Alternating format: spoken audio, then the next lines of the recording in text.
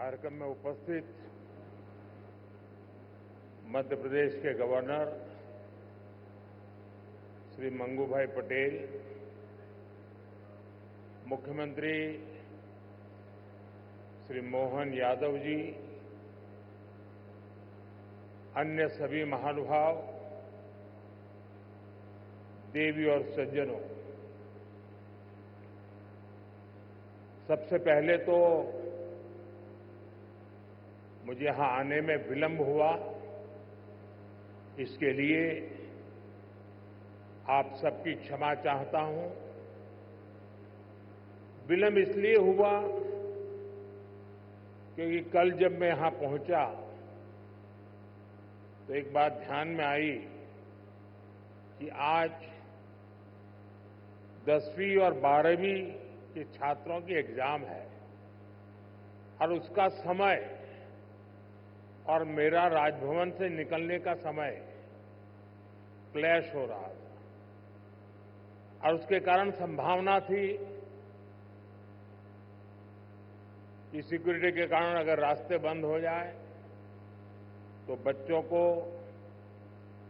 Exam देने के लिए जाने में कठिनाई हो जाए और ये कठिनाई न हो, बच्चे सब एक बार अपने एग्जामिनेशन सेंटर पर पहुंच जाए, उसके बाद ही मैं राजभवन से निकलूं, ऐसा मैंने सोचा। उसके कारण मैंने निकलने में ही 15-20 मिनट लेट कर दिया और उसके कारण आप लोगों को जो असुविधा हुई, इसके लिए मैं फिर से एक बार क्षमा मांगता हूं। साथियों, राजा भोज की इस पावन नगरी में आप सभी का स्वागत करना मेरे लिए गर्व की बात है। यहां इंडस्ट्री से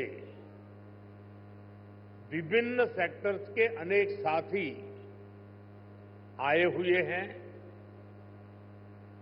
विकसित मध्य प्रदेश से विकसित भारत की यात्रा में आज का ये कार्यक्रम बहुत ही अहम है। इस भव्य आयोजन के लिए मैं मोहन जी और उनकी पूरी टीम को बहुत बहुत बधाई देता हूं। साथियों, भारत के इतिहास में ऐसा अवसर पहली बार आया है जब पूरी दुनिया भारत के लिए इतनी ऑप्टिमिस्टिक है। पूरी दुनिया में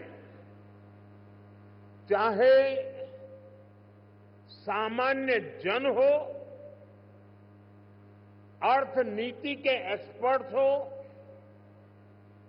विभिन्न देश हो या फिर इंस्टीट्यूशन, सभी को भारत से बहुत आशाएं हैं। पिछले कुछ हफ्तों में जो कमेंट्स आए हैं वो भारत में हर इन्वेस्टर का उत्साह बढ़ाने वाले हैं। कुछ दिन पहले ही वर्ल्ड बैंक ने कहा है, भारत आने वाले सालों में ऐसे ही दुनिया की फास्टेस्ट ग्रोइंग इकोनॉमी बना रहेगा। ओईसीडी के एक अहम रिप्रेजेंटेटिव का कहना है, future of the world is in India. कुछ ही दिन पहले क्लाइमेट चेंज पर यूएन की एक संस्था ने भारत को सोलर पावर की सुपर पावर कहा था। इस संस्था ने ये भी कहा कि जहां कई देश सिर्फ बातें करते हैं, वहीं भारत नतीजे ला करके दिखाता है।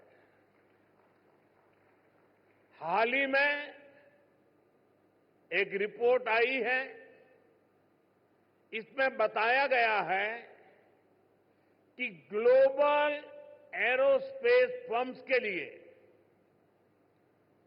कैसे भारत एक बेहतरीन सप्लाई चेन के रूप में उभर रहा है। ग्लोबल सप्लाई चेन चैलेंजेस का जवाब वो भारत में देख रहे हैं। मैं ऐसे कई एग्जाम्पल यहां कोट कर सकता हूं जो भारत पर दुनिया के कॉन्फिडेंस को दर्शाते हैं। ये कॉन्फिडेंस भारत के हर राज्य का भी कॉन्फिडेंस बढ़ा रहा है।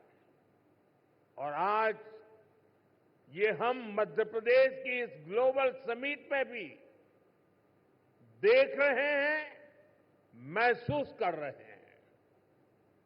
साथियों, मध्य प्रदेश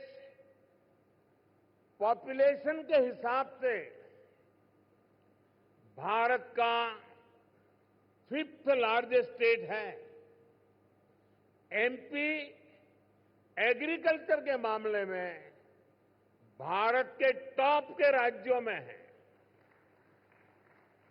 मिनरल्स के हिसाब से भी एमपी देश के टॉप 5 राज्यों में है। एमपी को जीवनदायिनी मां नर्मदा का आशीर्वाद भी प्राप्त है। एमपी में हर वो संभावना है, हर वो पोटेंशियल है जो एमपी को जीडीपी के हिसाब से भी देश के टॉप 5 राज्यों में ला सकता है। साथियों, बीते 2 दशकों में मध्य प्रदेश ने ट्रांसफॉर्मेशंस का नया दौर देखा है। एक समय था जब यहां बिजली, पानी की बहुत सारी दिक्कतें थी। लॉ एंड ऑर्डर की स्थिति तो और भी खराब थी। ऐसे हालत में यहां इंडस्ट्री का विकास बहुत मुश्किल था। बीते 2 दशक में, 20 साल में मध्य प्रदेश के लोगों के सपोर्ट से यहां की बीजेपी सरकार ने गवर्नेंस पर फोकस किया। 2 दशक पहले तक लोग एमपी में निवेश करने से डरते थे। आज एमपी इन्वेस्टमेंट के लिए देश के राज्यों से सब राज्यों में, टॉप के राज्यों में उसने अपना स्थान बना लिया है। जिस एमपी में कभी खराब सड़कों के कारण बसें तक प्रॉपर नहीं चल पाती थी, वो आज भारत की ईवी रिवॉल्यूशन के लीडिंग स्टेट्स में से एक है। जनवरी 2025 तक करीब 2 लाख इलेक्ट्रिक व्हीकल एमपी में रजिस्टर हुए हैं। ये करीब 90% ग्रोथ है। ये दिखाता है कि एमपी आज मैन्युफैक्चरिंग के नए सेक्टर्स के लिए भी एक शानदार डेस्टिनेशन बनता जा रहा है। और मैं मोहन जी को बधाई देता हूं, उनकी टीम को बधाई देता हूं कि उन्होंने इस वर्ष को उद्योग और रोजगार वर्ष के रूप में मनाना तय किया है। साथियों, बीते दशक में भारत ने इंफ्रास्ट्रक्चर के बूम का दौर देखा है। मैं कह सकता हूं, इसका बहुत बड़ा फायदा एमपी को मिला है। दिल्ली मुंबई एक्सप्रेसवे जो देश के दो बड़े शहरों को जोड़ रहा है, उसका बड़ा हिस्सा एमपी से ही होकर गुजरता है। यानी एक तरफ एमपी को मुंबई के पोर्ट्स के लिए तेज कनेक्टिविटी मिल रहे हैं, दूसरी तरफ नॉर्थ इंडिया के मार्केट्स को भी ये कनेक्ट कर रहा है। आज मध्य प्रदेश में 5 लाख किलोमीटर से अधिक का रोड नेटवर्क है। एमपी के इंडस्ट्रियल कॉरिडोर्स मॉडर्न एक्सप्रेसवे से जुड़ रहे हैं। यानी एमपी में लॉजिस्टिक्स से जुड़े सेक्टर की तेज ग्रोथ तय है।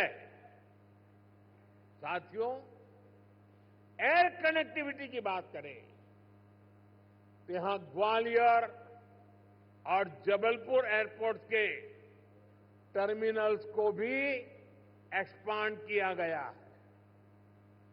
और हम यहीं नहीं रुके हैं। एमपी का जो एक बड़ा रेल नेटवर्क है, उसको भी मॉडर्नाइज किया जा रहा है। एमपी में रेल नेटवर्क का 100% इलेक्ट्रिफिकेशन किया जा चुका है। भोपाल के रानी कमलापति रेलवे स्टेशन की तस्वीरें आज भी सबका मन मोह लेती हैं। इसी तर्ज पर एमपी के 80 रेलवे स्टेशनों को अमृत भारत स्टेशन स्कीम के तहत मॉडर्न बनाया जा रहा है। साथियों, बीता दशक भारत के लिए एनर्जी सेक्टर की अनप्रेसिडेंटेड ग्रोथ का रहा है। खासतौर पर ग्रीन एनर्जी को लेकर भारत ने वो कर दिखाया है जिसकी कल्पना तक मुश्किल थी। बीते 10 वर्षों में करीब $70 बिलियन यानी 5 ट्रिलियन रुपये से अधिक रिन्यूएबल एनर्जी सेक्टर में ही इन्वेस्ट हुआ है। इससे पिछले साल ही क्लीन एनर्जी स्पेस में 10 लाख से अधिक जॉब बनी है। एनर्जी सेक्टर के इस बूम का भी एमपी को बहुत लाभ मिला है। आज एमपी पावर सरप्लस है। यहां करीब 31,000 मेगावाट पावर जनरेशन कैपेसिटी है, जिसमें से 30% क्लीन एनर्जी है। रीवा सोलर पार्क देश के सबसे बड़े पार्क में से एक है। अभी कुछ दिन पहले ही ओमकारेश्वर में फ्लोटिंग सोलर प्लांट भी शुरू हुआ है। सरकार द्वारा बिना रिफाइनरी पेट्रोकेमिकल कॉम्प्लेक्स पर करीब 50,000 करोड़ रुपए का इन्वेस्टमेंट किया गया है। ये मध्य प्रदेश को पेट्रोकेमिकल्स का हब बनाने में मदद करेगा।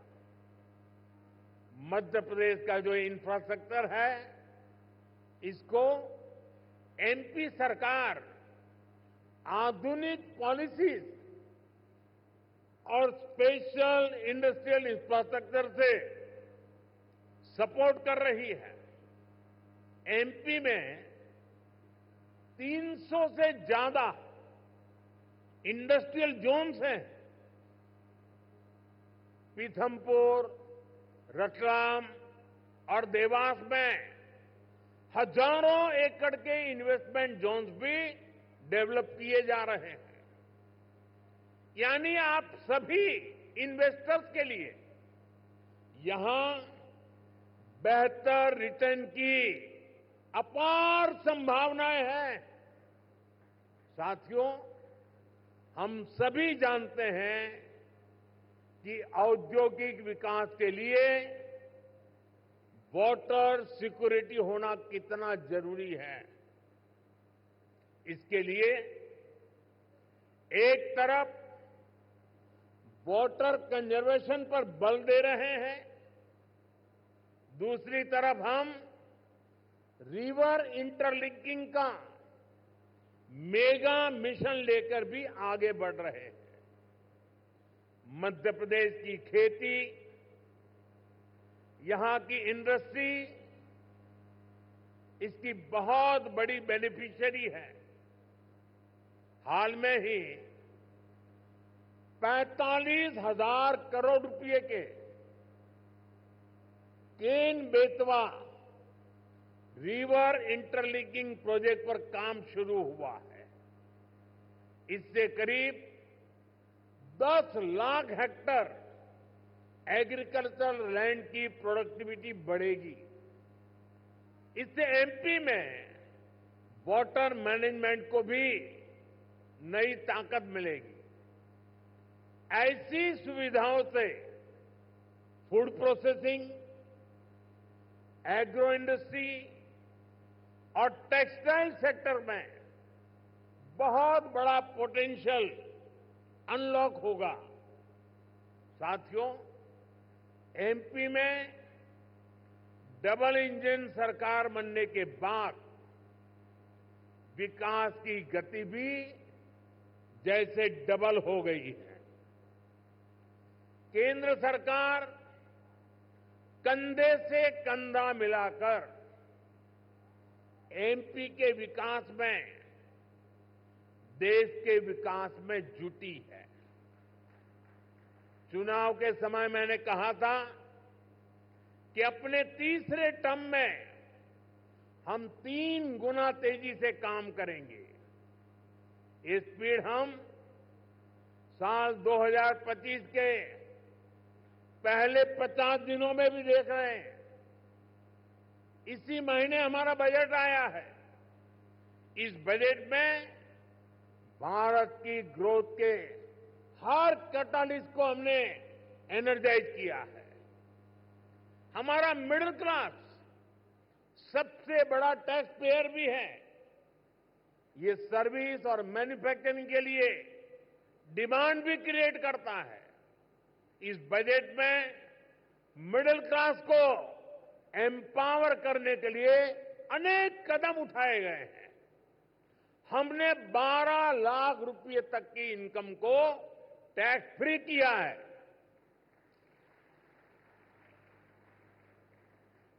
टैक्स स्लैब्स को रिस्ट्रक्चर किया है।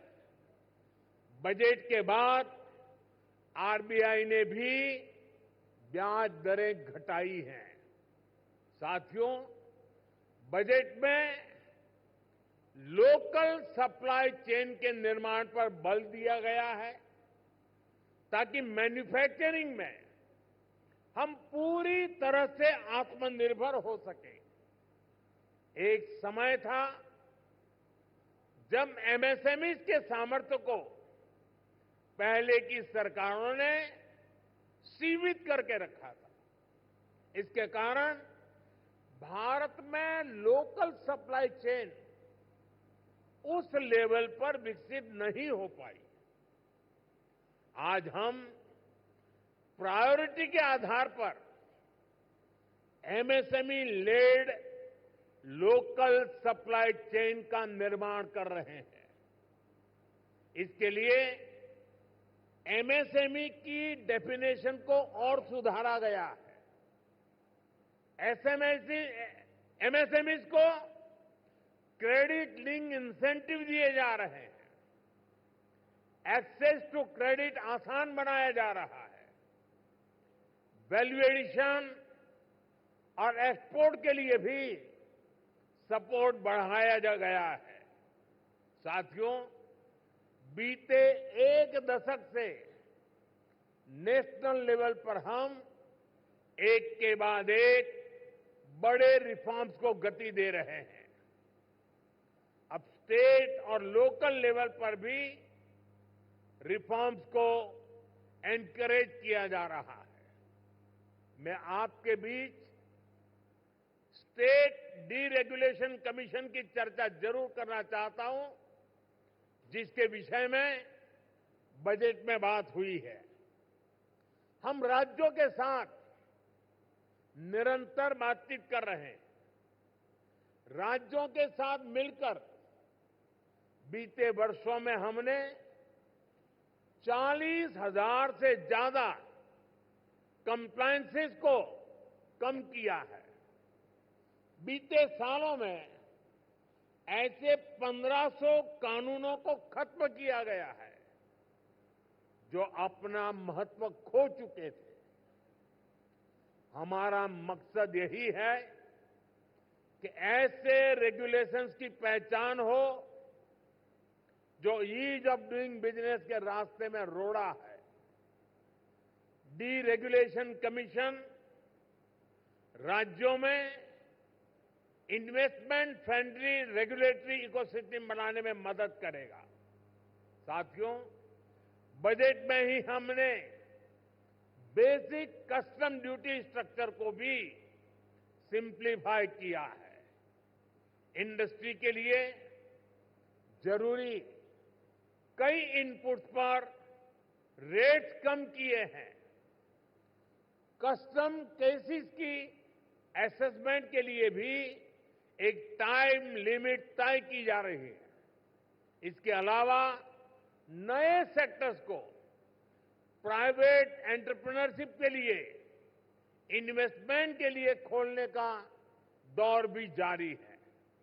इस वर्ष हमने nuclear energy, bio manufacturing, critical minerals की प्रोसेसिंग, लिथियम बैटरी की मैन्युफैक्चरिंग, ऐसे अनेक नए एवेन्यूज इन्वेस्टमेंट के लिए ओपन किए गए हैं। ये सरकार के इंटेंट और कमिटमेंट को दिखाता है। साथियों, भारत के विकसित भविष्य में 3 सेक्टर्स की बहुत बड़ी भूमिका रहने वाली है। ये तीनों सेक्टर्स करोड़ों नई जॉब क्रिएट करने वाले हैं। ये सेक्टर्स हैं टेक्सटाइल, टूरिज्म और टेक्नोलॉजी।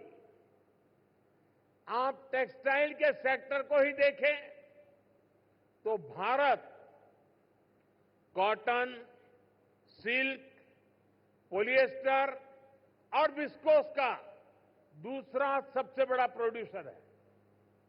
भारत का टेक्सटाइल सेक्टर करोड़ों लोगों को रोजगार देता है। भारत के पास टेक्सटाइल से जुड़ी एक पूरी ट्रेडिशन भी है, स्किल भी है और एंटरप्रेन्योरशिप भी है। और मध्य प्रदेश तो एक प्रकार से भारत की कॉटन कैपिटल है। भारत की करीब 25% organic cotton supply Madhya Pradesh से ही होती है। मध्य प्रदेश मलबरी सिल्क, इसका भी देश का सबसे बड़ा प्रोड्यूसर है। यहां की चंदेरी और माहेश्वरी साड़ियां बहुत पसंद की जाती हैं। इन्हें जीआई टैग दिया जा चुका है। इस सेक्टर में आपका इन्वेस्टमेंट यहां के टेक्सटाइल को ग्लोबली अपनी छाप छोड़ने में बहुत मदद करेगा। साथियों, भारत ट्रेडिशनल टेक्सटाइल के अलावा नए एवेन्यूज भी खोज रहा है। एग्रो टेक्सटाइल, मेडिकल टेक्सटाइल और जियो टेक्सटाइल, ऐसे टेक्निकल टेक्सटाइल को हम बढ़ावा दे रहे हैं। इसके लिए नेशनल मिशन शुरू किया गया है। इसे बजट में भी हमने प्रोत्साहन दिया है। आप सभी सरकार की पीएम मित्र स्कीम से भी परिचित है।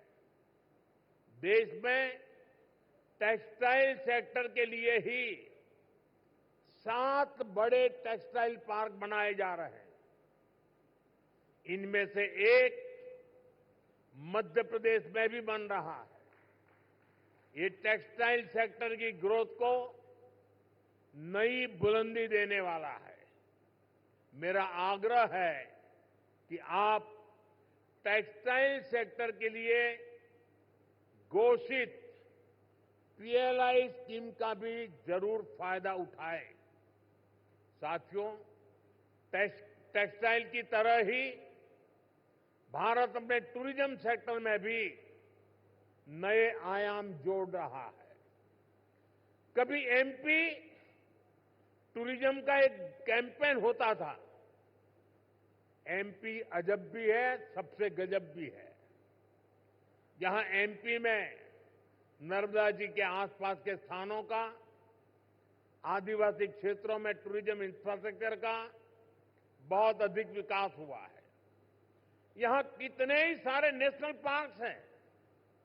यहां हेल्थ एंड वेलनेस से जुड़े टूरिज्म के लिए भी अपार संभावनाएं हैं। हील इन इंडिया, इसका मंत्र दुनिया को पसंद आ रहा है। हेल्थ एंड वेलनेस के क्षेत्र में भी इन्वेस्टमेंट के लिए अपॉर्चुनिटीज लगातार बढ़ रही है। इसलिए हमारी सरकार इसमें पब्लिक प्राइवेट पार्टनरशिप को एनकरेज कर रही है। भारत की ट्रेडिशनल ट्रीटमेंट को, आयुष को भी बहुत बड़े लेवल पर प्रमोट किया जा रहा है। हम स्पेशल आयुष वीजा भी दे रहे हैं। इन सभी से एमपी को भी बहुत फायदा मिलने वाला है। वैसा साथियों, आप यहां आए हैं तो उज्जैन में महाकाल महालोक देखने जरूर जाएं। आपको महाकाल का आशीर्वाद भी मिलेगा और देश टूरिज्म और हॉस्पिटैलिटी सेक्टर को कैसे एक्सपांड कर रहा है, इसका अनुभव भी मिलेगा।